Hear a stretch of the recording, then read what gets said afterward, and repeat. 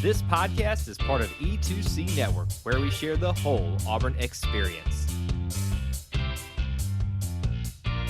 David Housel described it best. We are living the whole of the Auburn experience. You can quantify it, you can qualify it through a variety of methods, time, people, places, and things. But at its heart and at its core, the Auburn experience is all about Auburn sports, Auburn culture, and Auburn family stuff. An easier way to say it, if it's orange and blue, it's what we do. So thank you so much for joining us in what we're going to do in episode 118 of the Auburn Experience podcast, if I can get the words out of my mouth. I'm your host, as always, Kyle Loomis, alongside me, who is just as mad, just as having fun this March, Mr. Austin Scott. Welcome back, sir.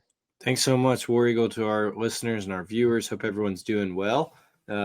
We are quite happy on this first Sunday of the March Madness NCAA tournament. Last week nothing had even happened yet, and so we weren't sure how everything would go. We hoped good things, and it seems to have come to fruition. So we got lots to talk about. Oh, we do, and we're going to get to that part of the show here. But real quick, I just want to be honest, Austin. Did you legitimately think we would be sitting here today on this show after previewing March Madness, talking about us being in a good mood about that, and talking about us moving on to the Sweet 16? Well, yes, and my bracket proves it. But set you up for that one. That's right. My bracket's gotten around a lot of things, all right, if I must say so myself. But seems like the fix is in when one of the co-hosts is currently leading the contest. I don't know. That's right. I think I felt good going into it. We knew that the round of 32 game would be a tough matchup, and not the best showing in the first round. And so, but we'll talk about it, but I'm happy with where we're at. I'm glad that Auburn's still dancing. Auburn is still dancing, and boy, is it fun. And more of you need to get on board with that. So many of y'all are living in fear and stuff like that. And I don't mean that as there's always a healthy amount of worry, and most of you have a healthy amount of worry. But come on, everybody just buck up a little bit. Be excited that you're in March Madness. This is awesome. Right. You're playing in one of the most incredible times in college basketball right now, and you are the top seed, and you are still dancing. Come on, just get on board with me on this hype train. I got nothing but optimism over here. Call me a sunshine bumper. I don't care. That just proves that you're a miserable, boring person. Anyway, I'm going to get off that soapbox. We'll talk about it in just a second. All right, we got Auburn potpourri. Tons of stuff, actually, that kind of started piling up on us here towards the end of the week. And obviously today, probably the biggest, most recent news that we got to realize, and some rumors were confirmed as the weekend progressed, new head coach for Auburn women's basketball, Larry Vickers of Norfolk State. I always struggle to say Norfolk State, by the way. I'm doing real good tonight. It kind of like blends together for me. Anyway, that's not what this is about. We're welcoming him to the Plains. Welcome to the Auburn family. And obviously, it's nice to have the search done, the forward progress, moving in the right direction, know who's going to be leading this program, and now we can start watching it being built together. So your new head coach, Austin, Larry Vickers for the Auburn women. Yeah, really glad to see this search is wrapped up. Took a lot of different turns, had a lot of different names associated with it, which I think shows, one good thing is that it seems like there's some renewed interest in the program. Feels like it's kind of, for the vast majority of Auburn fans, maybe taking a step back. But good to see that people were interested and cared. I'm excited for Coach Vickers to get here. It seems like he's had a lot of success. I know you have some stats on that, Kyle, but it sounds like there are some things he could bring to Auburn and the women's basketball program to get them back on track. So obviously any head coach that we see join the Auburn family, we're excited to see and hopeful that they have success.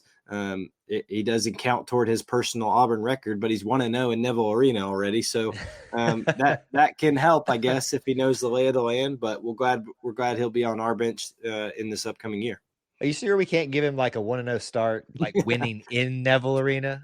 I don't think that's how that works. It probably doesn't how it works. Listen, he probably wouldn't mind it. But either way, here's some stats and stuff that the athletic department's put together straight from the Auburn women's basketball account, just so you can kind of know who you're getting. And obviously there's more than just this, but just some highlights right here. Coming from the Mid-Eastern Atlantic Conference, the MEAC, that's a little mouthful, 3-time Coach of the Year, 4 straight regular season titles there, 3 straight tournament titles, 3 straight NCAA tournament appearances. He has an overall record of 177-99. That's a 6.641 winning percentage. Program record 30 wins in this last season. And then there's a bunch of other ones they're talking about. What I picked up from a lot of those things that I saw was defense. I see things about steals, where they ranked in blocks, all this stuff, percentage of turnovers, force, defensive scoring, all this stuff. So I know very little about Larry Vickers, Austin, but what I'm learning and what they're sharing and what people are talking about thus far is defense. And I like that in the SEC. Yeah, absolutely. I think that is key. I understand. I think there's been a little bit of confusion. It definitely came out of the blue, kind of in the last 24 hours that he'd be the coach.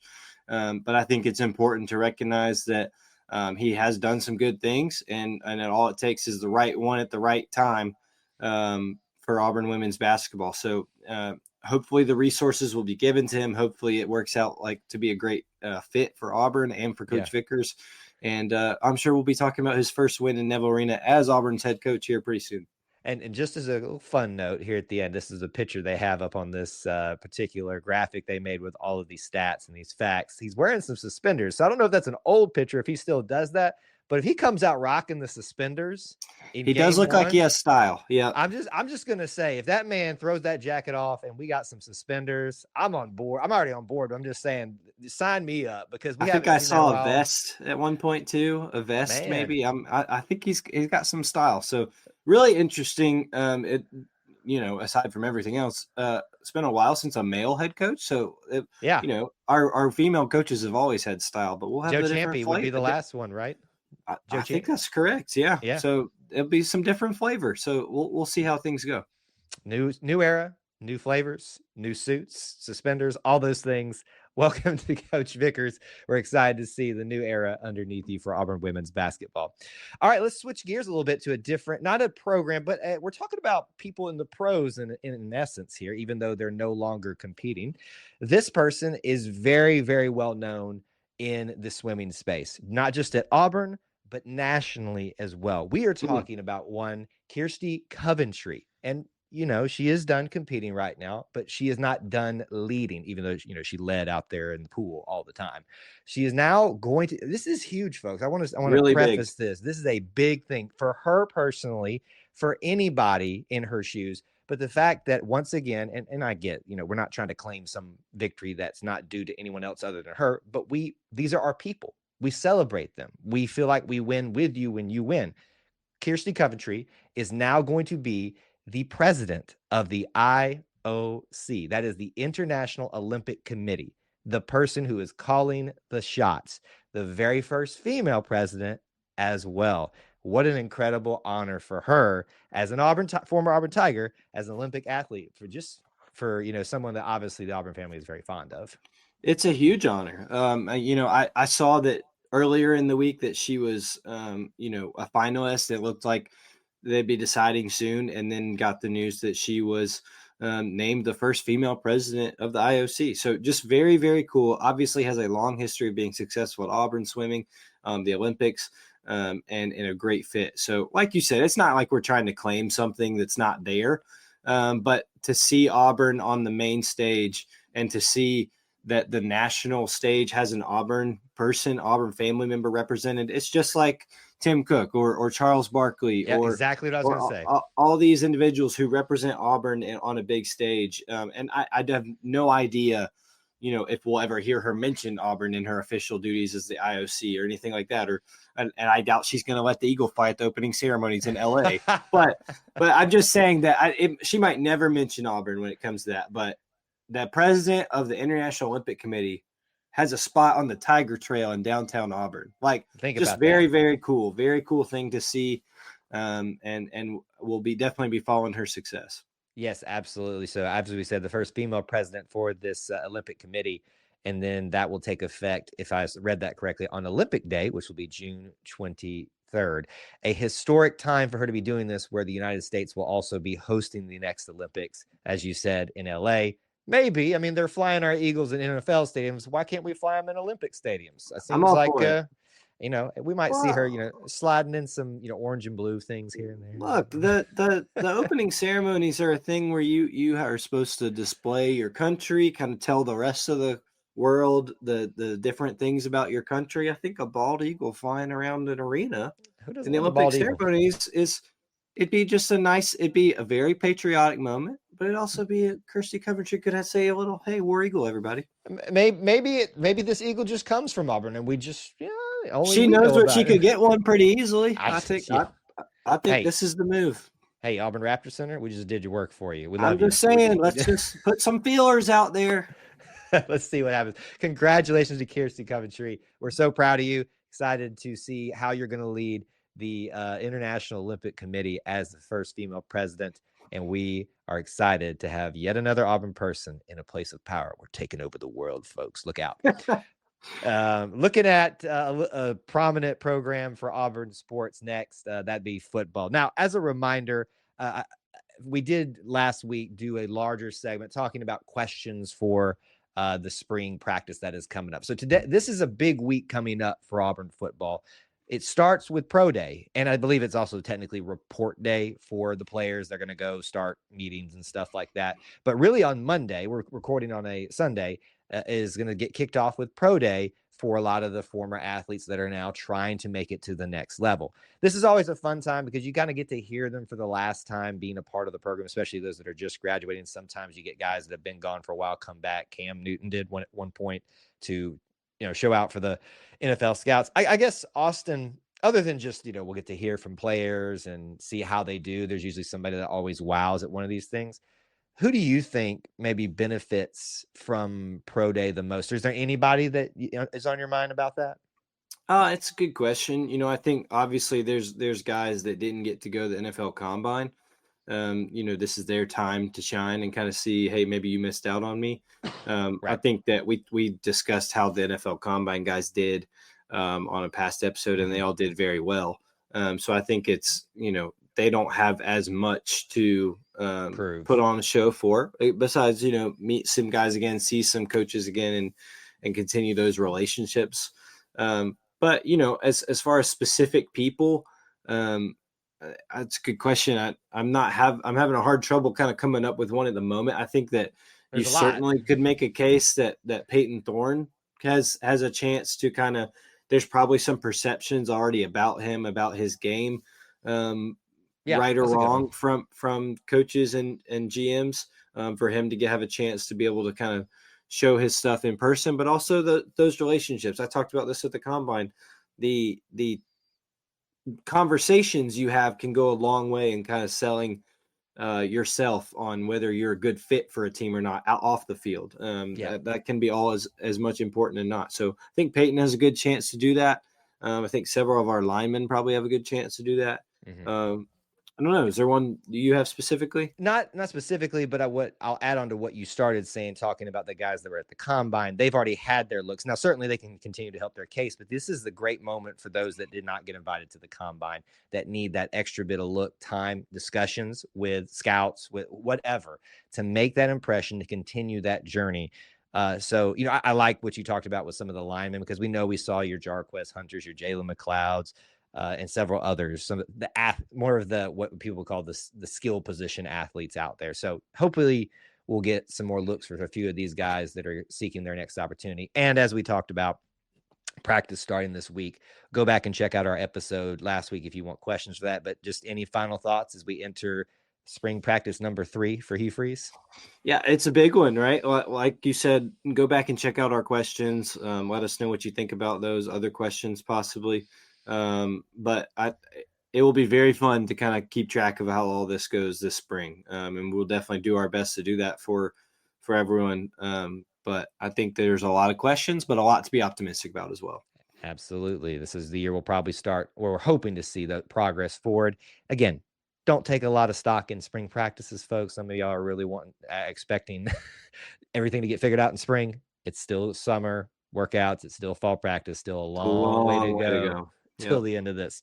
All right, well, that's going to do it for Auburn Potpourri. Let's move into our first major topic this evening.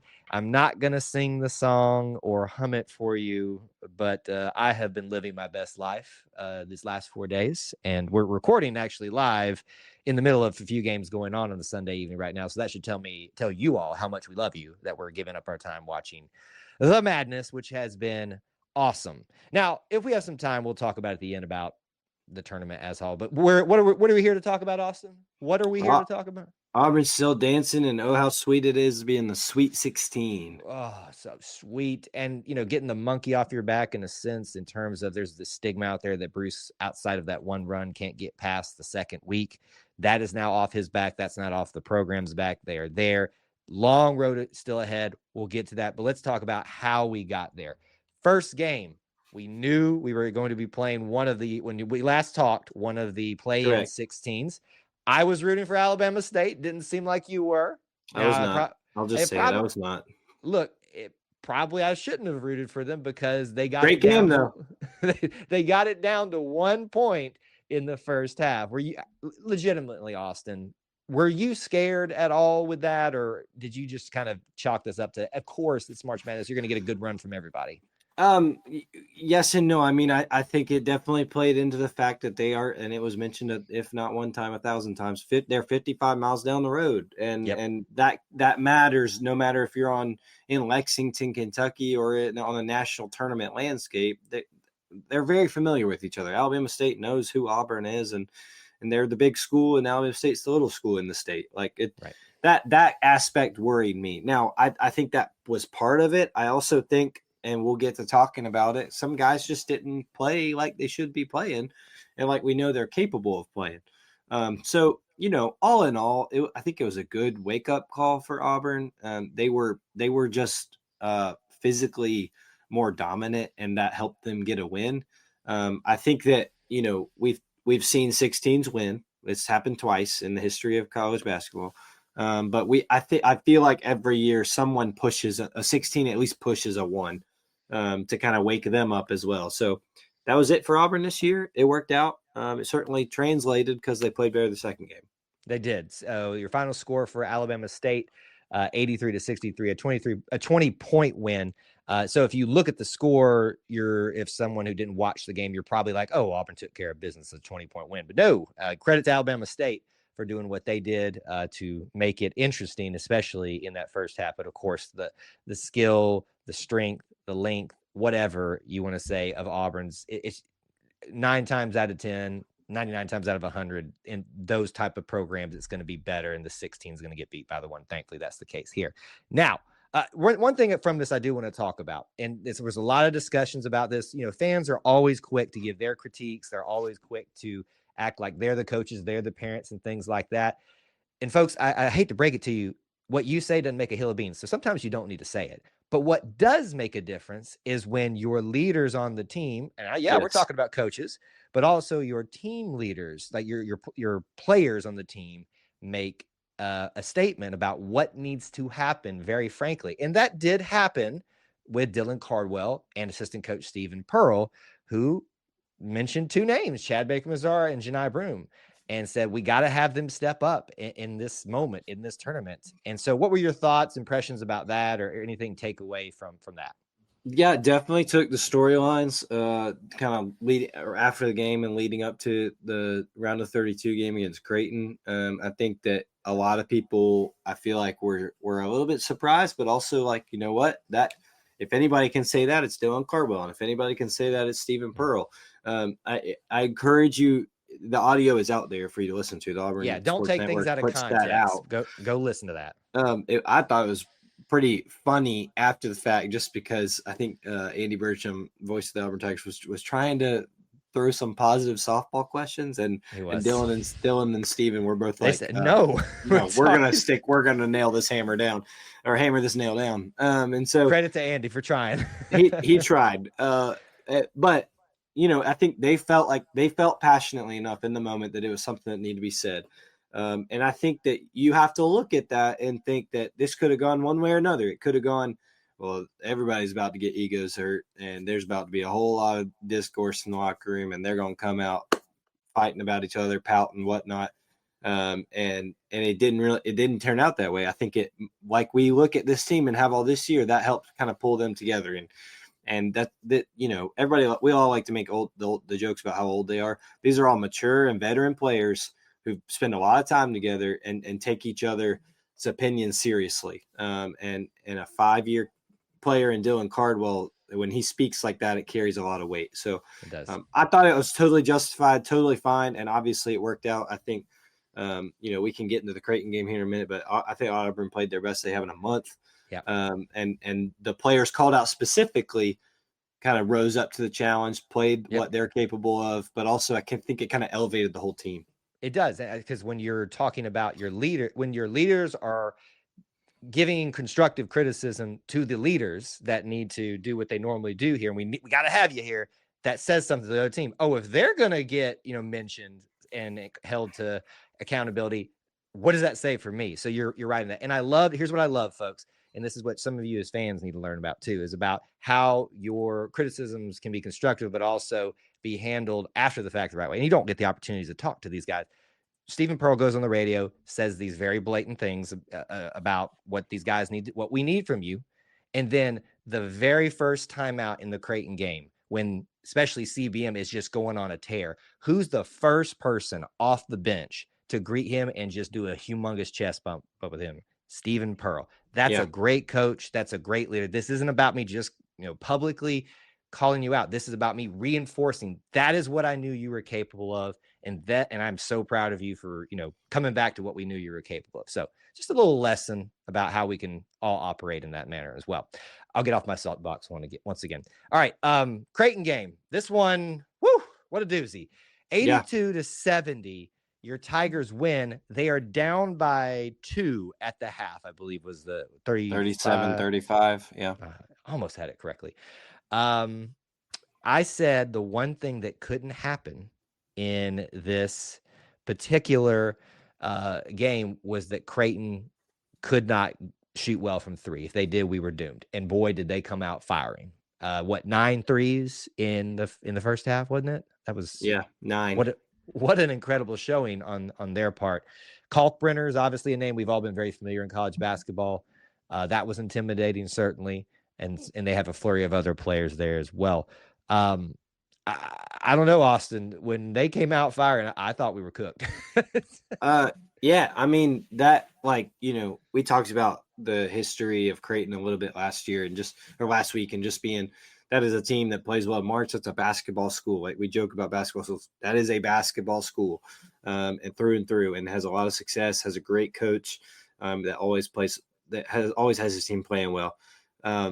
So when they came out doing exactly what they want to do, I think we were all right to be a little nervous. I also, though, and I was preaching this to some of my friends, the law of averages had to help us out at some point, because they were absolutely on fire. Kyle mentioned it, 9 of 14 from 3 in the first half. Their 2 guards, Ashworth and I cannot remember the other guys. Can't remember his name tall, lanky freshman. Yep. Were just hitting everything they threw up there, and were great shots. But turning that over into halftime, and kind of locking down on defense, but also making sure those guards did not do a whole lot much more the rest of the way. Guys stepped up. CBM went on an absolute tear before his bony behind hit the floor. But just very impressive from start to finish for this game. I thought that was the best Auburn looked in quite a while, and showed what they can do. When you look at it, that they were down 2 at half and end up winning by 12. Just impressive job for them. And I think they had a lot of motivation. They're obviously internally, like we just talked about, with all that was going on with the team. Right. But they all mentioned it as soon as the game was over. They're going back to Atlanta.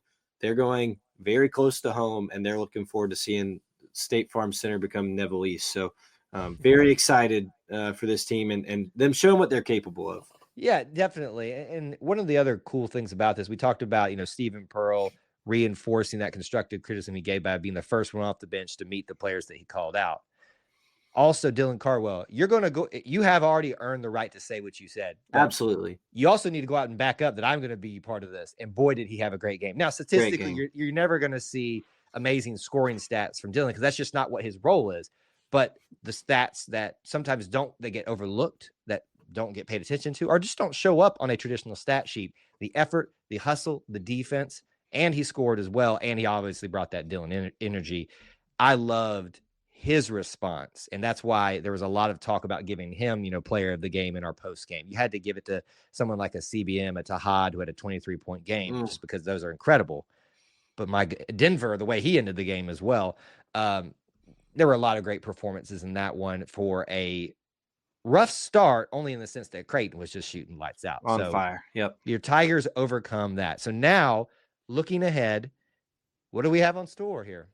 A matchup with Michigan in Atlanta, State Farm Arena. And yeah, it's cool enough. Michigan's a big name. In college basketball, they have been a big name, hit to and fro from time to time. But we're talking about Michigan, who has not one, but two pretty direct ties to Auburn. Trey Donaldson, your former point guard, and I would argue, I think we were all a little shocked he left this year. He is now lighting it up for Michigan, and we will have to play against him. So former teammates will see each other. That's the first connection. We'll talk about the second one. What's it feel like to you to see Trey once again? Yeah, it's huge. I think I saw a video when because the game finished during Auburn's game, and CBM was notified. He was like, "Oh, it's Michigan," so we get to play Trey. But it wasn't like "Oh yeah, we get to play Trey." It was they're excited. I think very similar to when they got to see Aiden the first time, right? And we played in Tuscaloosa. I think that fans can blow those kind of relationships out of proportion more than they actually are, just because these guys spend way more time with each other. On and off the court when they're on the same team. So I think that there's a general excitement to get to see each other. Obviously, they're competitors just as much as they are friends, and each guy wants to beat the other. So it'll be really interesting. Trey obviously knows a lot about Auburn and a lot about how Bruce Pearl coaches. But this is still a different team than he was a part of, right? So there's different things. Him and Denver will be a very, very fun matchup to watch and very fascinating to see. And so, yeah, there is a lot to dissect about what this could look like. For me, I'm more interested in that second connection, truthfully. And why is that? Because I think we all recognize you honor these great players that no matter what regime they're part of or whatever, that sometimes they stand alone in their legendary status. But what they sometimes mean in the harder times is more important. And we're talking about KT Harrell, who is part of the staff of Michigan, came over with Coach Baker, I believe is his last name. Dusty May. Dusty May. Why did I say Dusty Baker, the baseball coach? Dusty May, who came from FAU to take over Michigan. And he's still part of the staff over there. So we will not be playing him physically, but he will be assisting. And in some capacity, he'll be connected to that. So that's a big one because KT was here for the first year of Bruce, and he kind of got to help transition from a very dark time with He Who Shall Not Be Named and bringing us to where we are now. So it's kind of poetic and it's kind of special, I think. Is that too? No, I think I don't know, whatever. Yeah, and I think it makes perfect sense. I remember KT we all do, for his shot against LSU in the SEC tournament the first year when we were dreadful, went on a run. But he was the guy the hometown guy who came back to Auburn and like you said, got to make that transition from He Who Should Not Be Named to Bruce Pearl, and now look how far it's gone. So, for those of us that have grown up loving Auburn or alums, whatever, KT, I have a feeling, I would be shocked if does not feel the same way of looking at following Auburn from afar and be like, I cannot believe that is the basketball program. That's so cool. I'm happy for those guys. But now it is his job to be against those guys, right? And KT's director of basketball operations at Michigan. He was at FAU with Dusty May. And I think we even talked about when he made the move to Michigan as probably potpourri at some point. But obviously very excited for him and happy for him to continue elevating that coaching career. But I think he will be pretty involved with helping Michigan develop their game plan. He's further removed from Trey than the program just by age. But I think that as integral as he was that first year and being the guy for Bruce Pearl, he knows quite a bit about what he likes to do. And I think him merging with Trey will cause Auburn some fits. They'll be confident. Now, look, the flip side of this is that Auburn, Bruce Pearl, Stephen Pearl, Mike Burgomaster, Chad Pruitt, all those guys know all that as well. Like they all know how they play. But there will be new wrinkles for Auburn to make sure that everything is kind of even. So that first half's going to be really interesting to me. I think there will be a lot of feeling each other out and seeing, hey, do you still do this? Hey, are you still like this? And how the games are played. But storylines abound. It's going to be a fun one. I'm very glad it's in Atlanta. That's like the overarching theme, I feel. Yeah, and we're not even having time to talk about their 2 7-footers, one of them being one of the guys that gave us trouble with, let me say it for you, Bama fans, Yale last year. And by the way, y'all need to slow down on the Yale talk after almost dropping on letting Robert Morris walk on you for a little bit. Anyway, not for a little bit, for most of the game, to be honest with you. There's a lot of storylines in Auburn versus Michigan. I'm very excited to see Trey again, and I hope that we get a lot of the warm fuzzies and all that with some pre-game videos and them getting to reunite in a sense. Yes. But when game time starts, buddy, I hope that we're not seeing that hair bounce up and down, in a good manner, in a frustrated manner. For you, no kidding, taking shots. But obviously, we love Trey. He used to listen to the show. He came up and told me that once personally. And so we're hoping that he has success outside of this game. But that's about it. Good luck to the Tigers in Michigan. Against Michigan Sweet 16, and certainly if they make the Elite Eight, we'll be talking about that in the future. That's going to do it for the first segment. We're moving into the second segment now of our main topics, and we're going to do a Diamond Sports update. That is softball and baseball. We took a break from having them as a main segment last week to kind of get ahead, but now let's kind of catch up a little bit here. And Austin, let's start with the bad stuff. I mean, it's pretty rough right now for Auburn softball. I mean, that's one way to put it. Yeah. I mean, getting swept by 3 SEC teams and 3 SEC series, that's not really that great. Now, there's been some games where they've been in position to win and weren't able to close the deal. I hope people recognize this is year one. This is a new regime. This is a new way of doing things. And as much as we talk ad nauseum about the SEC being dominant and everything, it just feels like softball is one of those areas where there's not a lot of parity. And so if you fall behind, you really fall behind as a program. So it's going to take a little time. Is that fair to say, or am I making too many excuses for this right now? I know it's a frustrating time. It's frustrating. But I mean, I think you're right. There's a level of this league is hard to catch up to, regardless of if you've been there 10 years. But when you're starting over and starting to get your program going, especially with the addition of Texas and Oklahoma, which is relevant since they played Texas this weekend, it can be even harder. So it's a long way to go. I don't think this is any indictment on how things will be for the rest of the Malvo era. I think that there's still plenty of time and success that can come. But it's a time of patience and a time of just going through it right now. Right. It definitely is. One of the great things that did happen this week, and it kind of connects us to both these programs we're talking about in this segment, is they had a cap on what was an amazing Grand Slam week. So they won their midweek game on a Grand Slam, essentially. But on top of that, we got to witness, and you and I talked about it last show, what started off with the first SEC series win for Auburn baseball, a Grand Slam that essentially won that series for them, but then a Grand Slam win over ASU. And the Grand Slam put us into position further. It's not like that was like a walk-off or anything for the ASU. Yeah. But 3 Grand Slams in a matter of a week, for 2 for baseball and 1 for softball. That's just a fun week in the Diamond Sports, in my opinion. The bats are jumping. That is exciting. And fun to see. I think that I don't know. Maybe they're more common, or maybe they're not. They've always been this common. But for me, Grand Slams are just like super unique. It feels like you got to have the right situation first and foremost, and then execute. So for me, when it happens, I feel like I get a little more excited than usual, or I should. But it's part of the game. I don't know. I'm rambling about that, but no, you're good. That was my thoughts when it happened. I said, wow, I mean, 3 in a week for across 2 programs is shocking.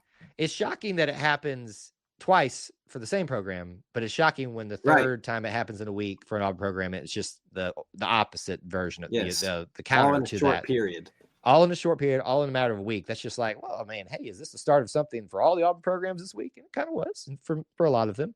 So it was a great way to start off the Diamond Sports Week. Now, let's get to baseball a little bit more specifically here. And where I want to caution folks with over jumping the gun here on softball, I also want to continue to caution a little bit with baseball. Let's celebrate because your Tigers are in 2 SEC series victorious in winning both of those series. Both times they win 2 out of 3 games, so they don't get the sweep. But last week, it was, help me remember, Vanderbilt, which was kind of a little bit of a bigger deal, a little bit higher ranked, and Vandy's got that, buzz of winning a national championship recently. But Kentucky, by the way, we were in Kentucky for another sport this week, is ranked as well, or was ranked when we played them. And we get the win there in Lexington. And it was very exciting. We can talk about some different elements of that if you'd like. But game 1, 8-7. Game 2, 8-7. 0-6 in the final game. It looks like we had a lot of emotional letdown in a variety of ways. But what do you think about this team starting off technically 2-0 in series, winning them? Hey, you go 2 out of 3 the rest of the way, and you're doing fine. You're in. I'm totally fine with that. Obviously sweeps are great. You love to get a win streak going. 2 out of 3 in the SEC every weekend you will be sitting pretty come the end of the year. Bad. 2 out of 3 ain't bad. That's right. So we'll take it. I think I'm speaking for the team. I'm sure they would love to sweep. I'm sure they want to win every game, but that is nothing to sneeze at. The games this weekend were incredibly entertaining. I know basketball had the mind and the viewership for so many. But they were just very entertaining games. You mentioned them both, 8-7, both wins for Auburn, super high scoring. My goodness, Kentucky on Friday night had every chance to put Auburn away and pop flies. That's why we practice them over and over and over. And so they're not easy, no matter. So just remember that it's going to happen to Auburn when somebody drops one. It's not easy.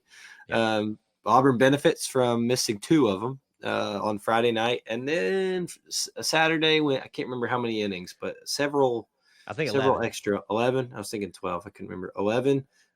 Probably should have been done in the night. So okay, but give me.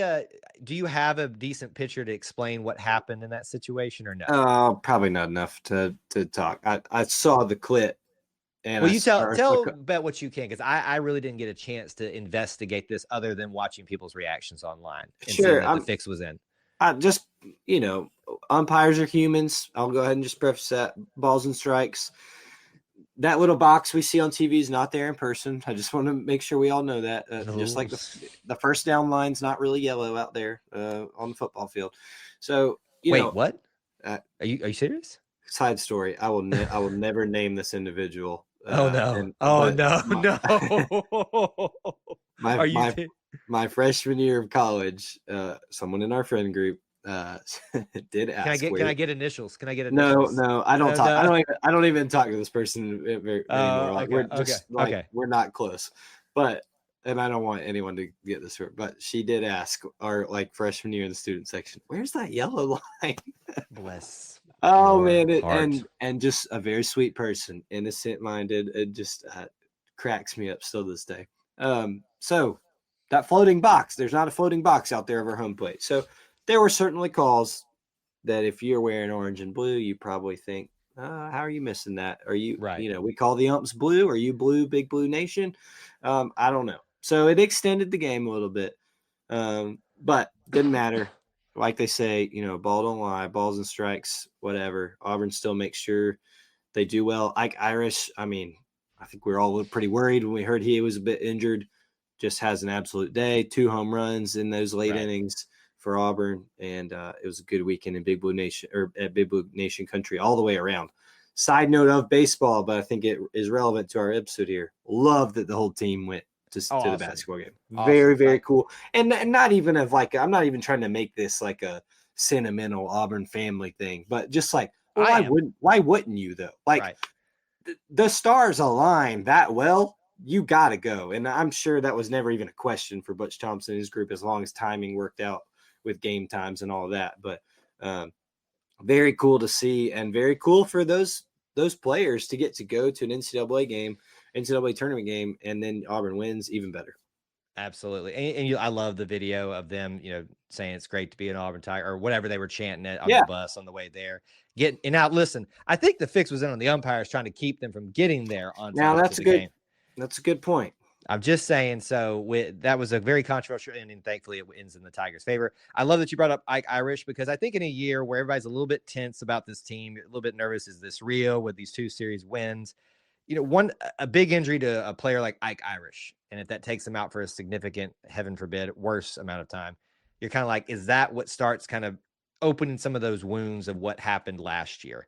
And thankfully, he got back in, and boy, did he show out with 2 home runs in the second game or something like that. One in the 8th and one in the 10th, maybe.